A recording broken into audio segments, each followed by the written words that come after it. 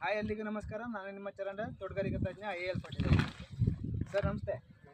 Sir ಇದು ಯಾವ ಊರು ಸರ್? ಪೆಮ್ನಹಳ್ಳಿ. ಯಾವ ತಾಲೂಕು ಬರುತ್ತೆ? ತೋಟ ತಾಲೂಕು. ಓಕೆ, ಹಾಸನ ಜಿಲ್ಲೆ ಅಕ್ಕಲಕೋಟ ತಾಲೂಕು. ಸರ್ ನಿಮ್ಮ ಹೆಸರು? ದಿಲೀಪ್ ಕುಮಾರ್. ಸರ್ ಎಷ್ಟು ವರ್ಷದಿಂದ ಶುಂಠಿನ ಬೆಳೀತಾ ಇದ್ದೀರಾ ಸರ್? ಒಂದು 5 ವರ್ಷದಿಂದ 5-6 ವರ್ಷದಿಂದ ಬೆಳಿತೀವಿ. 5-6 ವರ್ಷದಿಂದ ಬೆಳೀತಾ ಇದ್ದೀರಾ.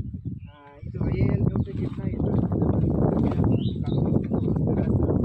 ಹೋದ ವರ್ಷ ಭಾರಿ ಚೆನ್ನಾಗಿತ್ತು. ಹೋದ ವರ್ಷನೂ ಭಾರಿ ಚೆನ್ನಾಗಿತ್ತು. ಹಾಂ ಸರ್. ಮತ್ತು ಈ ವರ್ಷ ಜಾಸ್ತಿ ಬಳಸ್ತೀವಿ.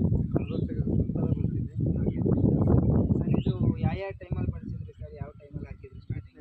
ಬಿತ್ತನೆ ಮಾಡ್ಬೇಕು, ನಾಟಿ ಮಾಡ್ಬೇಕಾದ್ರೂ ಹಾಕಿದ್ದೆ. ತಳಗಡಿಗೆ ಎಕರೆಗೆ ಒಂದು ಚೀಲ.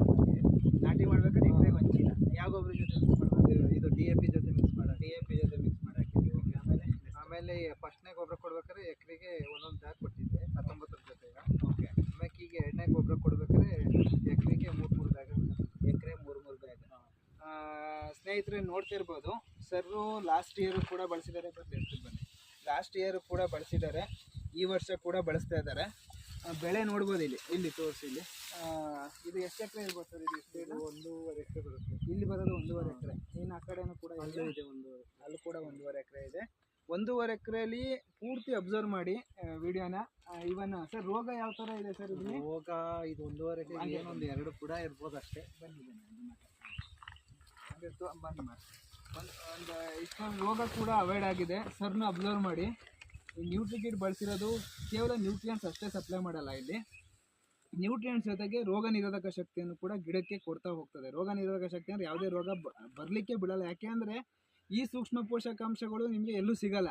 ಇದನ್ನು ಅಬ್ಸರ್ವ್ ಮಾಡಿದರೆ ಸರ್, ನೀವು ಮೊದಲು ಅಂದರೆ 2 ವರ್ಷದ ಹಿಂದೆ ಬೆಳೀತಾ ಇರ್ಬೇಕಾದ್ರೆ ನಿಮ್ಗೆ ಯಾವ ಥರ ಎಲ್ಲ ಅನುಭವ ಆಗಿತ್ತು? ಯಾವ ಥರ ವೈಟ್ ಎಲೆ ಈ ಥರ ಎಲ್ಲ ಬರೋದು?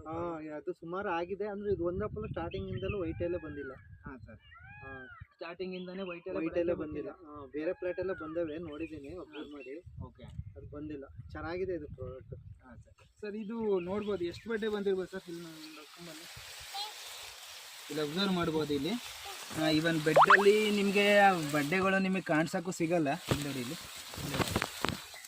ಇದೆಲ್ಲ ನೋಡಿ, ಅಬ್ಸರ್ವ್ ಮಾಡಿ ಎಷ್ಟು ಬಡ್ಡೆ ಬಂದಿದ್ದಾವೆ, ಎಷ್ಟು ಕಡ್ಡಿ ಇದ್ದಾವೆ ಅನ್ನೋದು ಕೂಡ ಇಲ್ಲಿ ನಿಮಗೆ ಸಿಗಲ್ಲ. ಅಷ್ಟು ಒಂದು 150-160 ಬಡ್ಡೆ ಮೇಲಿದೆ ಈ ಪ್ಲಾಟಲ್ಲಿ.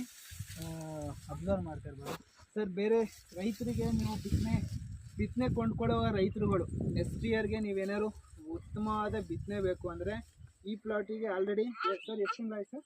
4 ತಿಂಗಳಾಗಿದೆ. 4 ತಿಂಗಳು ಮೆಚೂರ್ ಆಗಿದೆ ಶುಂಠಿ. ಯಾವುದೇ ರೀತಿ ಒಂದು ಕಾಯಿಲೆ ಇಲ್ಲ. ನೀವು ಬಂದು ಬೇಕಾದ್ರೆ ಪ್ಲಾಟ್ನ ಚೆಕ್ ಮಾಡ್ಕೊಳ್ಳಿ ಈಗಲೇ. ಅಷ್ಟು ಹೆಲ್ತಿಯಾಗಿರೋ ಪ್ಲಾಟ್.